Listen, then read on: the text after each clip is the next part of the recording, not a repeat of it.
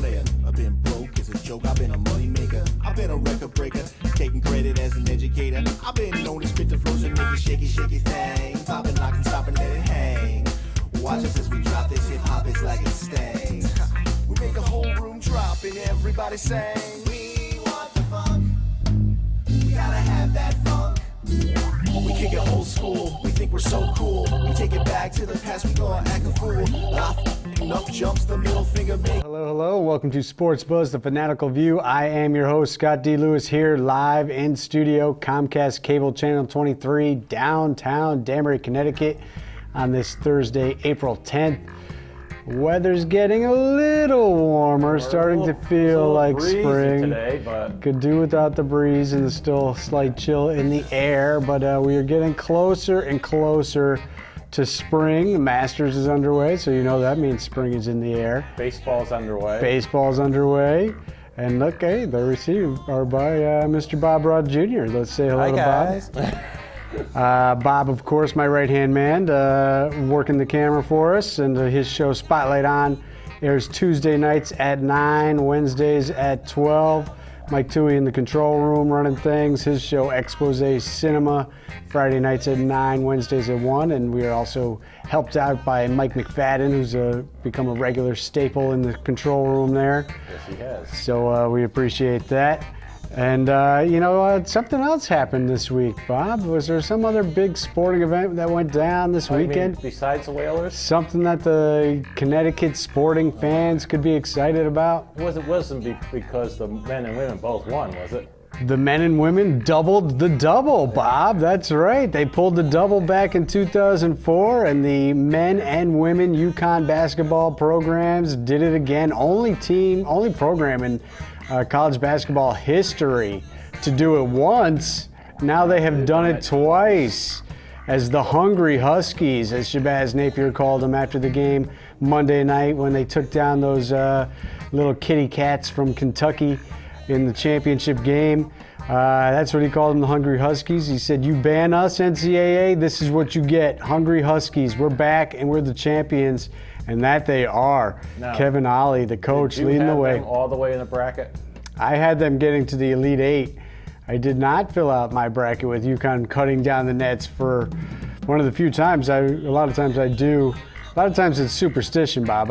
If they're not pegged to win and I put them in, I feel like, I could be jinxing them.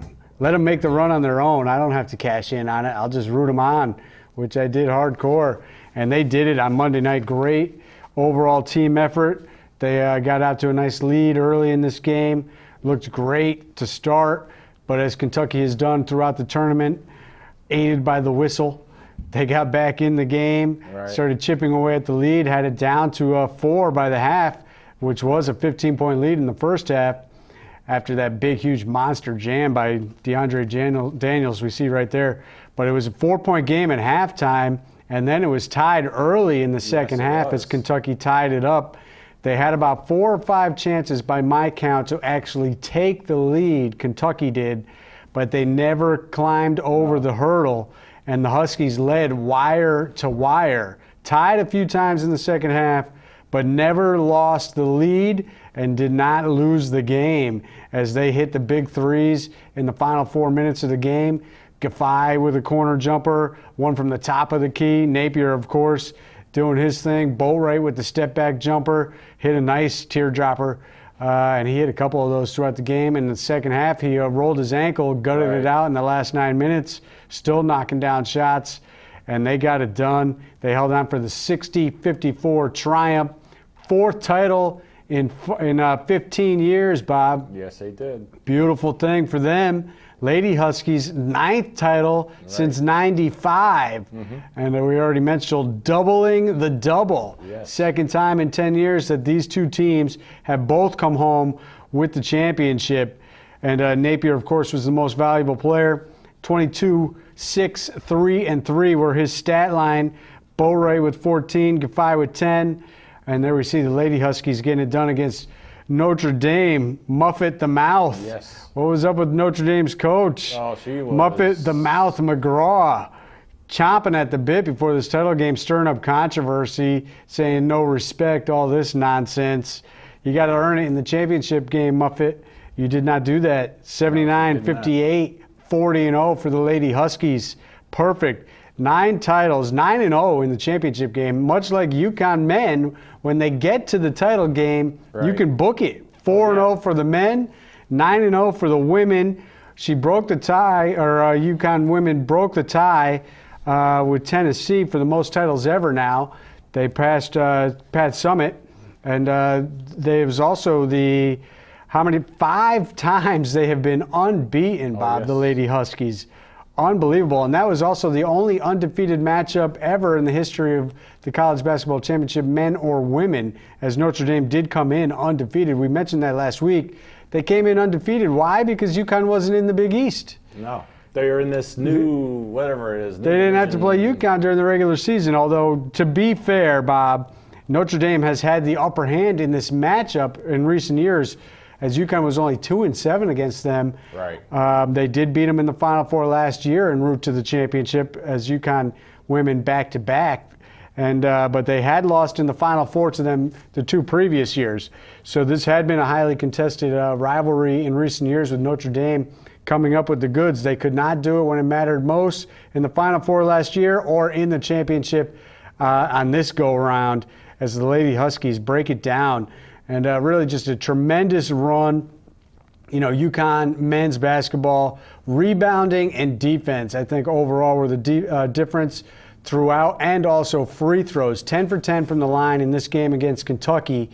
And Kentucky, who was not a great free throw shooting team throughout the season, but had been shooting their free throws well during the tournament, 13 for 24 on Monday night in the championship game. So they couldn't get it done on the big night. And how about this, Bob? I mean, come on. You know I'm no fan of the refs. Oh, wait a minute. Don't get me started. Kentucky, you mean to tell me that Kentucky only committed 8 fouls for the first 39 minutes of the championship game? There was a lot A highly more. contested championship game, 2 teams going at it, and UConn was not in the bonus at all in this game until there was 40 seconds left. Are you kidding me, Bob? That is unreal that took place. So they overcame the whistle, and they just overcame the newest version of the Fab Five freshmen, all 5 freshman starters for Kentucky. Only second time that the NCAA has seen that in a championship game. Michigan, of course, the original Fab Fivers. But they held the Harrison brothers to 7 and 8 points.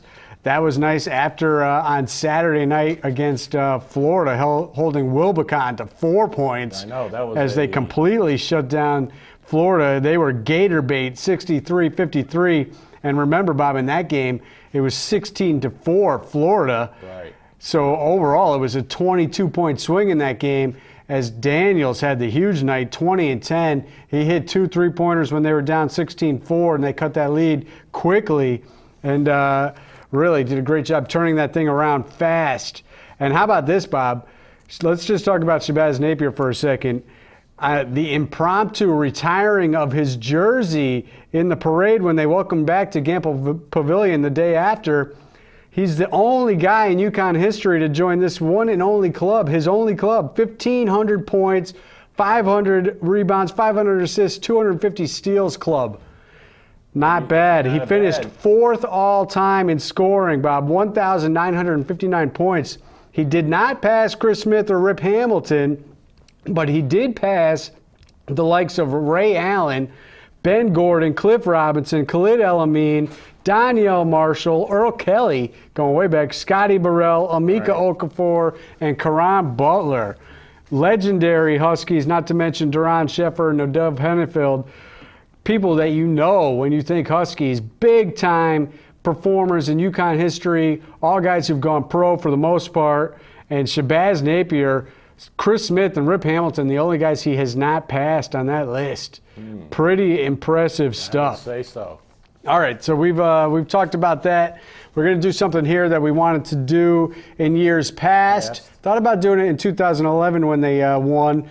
But when you watch the championship, you know CBS has their one shining moment. This is true. And we are going to have our one shining moment here as we are going to recap via photo the March Madness situation here. We're going to take a look back at all the games, not just the UConn games, but round by round, starting in round one.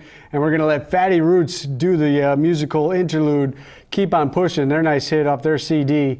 So if Mike's got that ready to go, I will shut my app and we'll listen to some Fatty Roots and watch some photos. Sounds cool.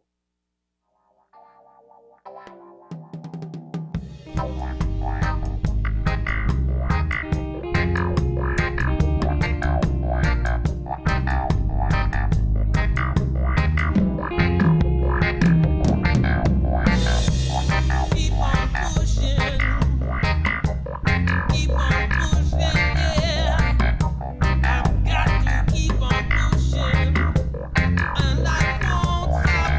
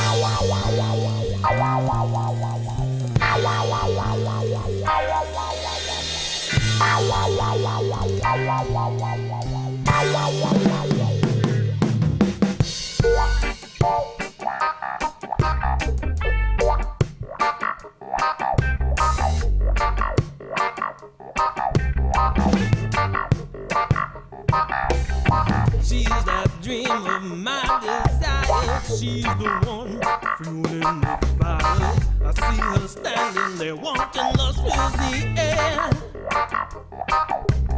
I feel hesitant but wedging just A little long, but that's all right. We can always listen to more Fatty Roots. No problem with that. Check your local listings. I'm not sure when Fatty Roots is out there playing again, but the weather's getting warmer. They usually play a little bit more during the nicer weather months, so I will keep you posted on that. So that's it, Bob. UConn wins it all. Yes. Loyalty rewarded is how I am deeming this, with the seniors who stuck around after Coach Calhoun retired. The team was banned, and they other players left to go pro early or transferred out because they wanted the chance to play in the postseason last year. Right. Napier, Gaffey, Olander, those guys all got 2 championships out of the deal because they were loyal, Bob. Yes. They stuck around. They were. They helped build the program up. Said, Kevin Ollie, we got your back. And he helped them get to another championship. All right, so let's turn the page on that. We got plenty of other things to talk about. NBA, let's get to that real quick. Brick City, Bob, not looking pretty. Last week we were sitting here saying percentage points ahead of the Hawks, but they were actually still behind in the loss column, and a couple of tough losses. One to the Wizards, Les Wiz, that was a big blow, and then down there in Miami on Sunday could have dealt them the death blow, as they now find themselves 2 games out. With 4 to play, and Atlanta also has the tiebreaker, Bob. So really, that means they're 3 games out with 4 to play. The Hawks beat the Celtics last night. Celtics are a joke, and they finish at Brooklyn, home for Miami, home for Charlotte, and at the Bucks. That's very seldom you say that they're a joke. Hey, I don't want to hear it. Can you spare me the tanking and, this is good to get a good draft pick, all that stuff? Nonsense. Total nonsense. Look at the Hawks. Al Horford goes down with injury. They traded away Josh Smith last year. Granted, the Eastern Conference is terrible at 35 and 43, but they're going to make the playoffs. Right. They didn't tank it. Spare me. It's a joke. Brad Stevens, you can do better than this. I don't like it. They're beating the Hawks last night by 7 points. Midway through the fourth quarter, they lose. Same script, different day. Every game. That's what they do. Not impressed. Anyways, the Bricks finish at Toronto, who they've had trouble with, home for Chicago, at Brooklyn. I kind of think it would be fitting if that at Brooklyn is the game they get officially mathematically eliminated, and then home for Toronto. So if they go 4-0 and the Hawks go 1-3, I think they get in. And the Hawks do have 3 tough games and 1 easy game, so it's possible, but I don't think the Knicks are going 4-0. No, so I'd say it's over for the Brick City boys, out of their misery. Phil Jackson can clean house, and we can start all over. And maybe he could become coach next year. Maybe. Amazingly, the Pacers remain a half a game up on the Miami Heat, because the Pacers have been playing horrible, 3-7 in their last 10, and if you go farther back than that, really just not good. But that just lets you know how mediocre Miami has been as well, not playing good at all. And Brooklyn, how about Brooklyn? They swept them 4-0 this year. Brooklyn is actually. And I see right there that, I thought this nickname jersey thing was going to be a one-time only. I mean, the ego on King James, to be walking around with a King James jersey all year long and then crying after the game. Did you see him crying? Yeah, I saw him standing crying. in the tunnel, looking at the replay, pummeling with the block at the buzzer to hold on for the victory. He was clean. Yeah. The hand is part of the ball, Bron. Give me a break. Unbelievable. So the Pacers remain a half a game up. They play the Heat on Friday night. I don't know which one of these teams actually wants the 1 seed. You would think the Pacers would want it in case they can get to the Eastern Conference Finals. They want home court advantage. Raptors look like they will be the 3 seed, and they will hold on to the division title. The Nets are not catching them, so good for Toronto. Bulls will be the 4, Brooklyn the 5. The Bobcats, I told you they were going to get above and beyond 500, which they have. Really? 40 and 38. They've moved to get ahead of the Wizards because they have the tiebreaker against the Wizards, so they're the 6. Wizards the 7. Out west, the Spurs did away with everybody with that 19-game winning streak, which has come to an end. But 60 and 18, Bob, best record in basketball. They will be the overall home court advantage people throughout the playoffs. OKC 2, Clips 3, Rockets 4, Portland 5. I don't think they're going to catch the Rockets. Warriors will not catch them at 6, but Warriors could fall farther down. Dallas and Phoenix. Dallas a half game up on Phoenix. The Suns 8-2 in the last 10, Bob. They are standing up tall, holding on for dear life against Memphis, who is now a game out of the playoffs. They're 6-4 in their last 10. Dallas 7-3. But get this, Suns final 4 games of the year, Bob. At Spurs, at Dallas, home Memphis, at Kings. Tough test for Phoenix to finish the deal, be the big surprising team in the NBA to make it into the playoffs. I'm rooting for them. I like Memphis a lot. They do have players I like, and I love Dirk Nowitzki in Dallas. But I'd like to see the Suns get in there. Been a good story. NHL, Bob. How's my range was? Your Rangers are in, but will they have home ice in the first round, and who will they play? We know the Bruins are going to have home ice throughout, and this is an interesting thing about the playoffs this year with the realignment. Not only do you get the realignment, Bob, but you get the conference matchups, divisional matchups in the postseason for the first 2 rounds. So it doesn't really matter 1 through 8. Right. You're matched up with your with your division. So the Bruins are going to be playing Detroit. Why? Because they're in the Eastern Conference and they're in their division. They did this because of time zones, Bob. Okay. Detroit, a longtime Western Conference power, is now going to be facing the Bruins in round 1. Canadians and Lightning will also be facing off. And then we have Pittsburgh as the top seed in your division there, Bob. You're right now the 2nd seed in that division with 93 points. But the Flyers and Columbus, who all have clinched, are right behind you. So we're yet to see who you will play and if you'll have home ice. Capitals, Devils, Islanders, and Toronto, who had a great season last year and almost knocked off the Bruins in that round 1 thriller, eliminated from playoff contention. They are out. Also eliminated in the West, Bob, Tortellini Head and those Vancouver Canucks. And their GM has already been let go, and Tortellini is probably soon to follow. One and done, it looks like, for him in Vancouver, as he did not get them to the playoffs. Eliminated. And I think all the matchups out there look pretty much set. St. Louis versus Minnesota, Colorado versus Chicago. That's a good old-time bloodbath rivalry. Although Colorado and Detroit had bigger bloodbaths in the past. Not going to see that. Anaheim and Phoenix, San Jose and L.A. Little West Coast battle right there. So that'll be good right there. How about a little baseball, Bob, tonight? Red Sox at Yankees for my favorite 4-game series in the Bronx. So you think they'll take at least 2? I hate the 4-game series, especially when it takes place on the road.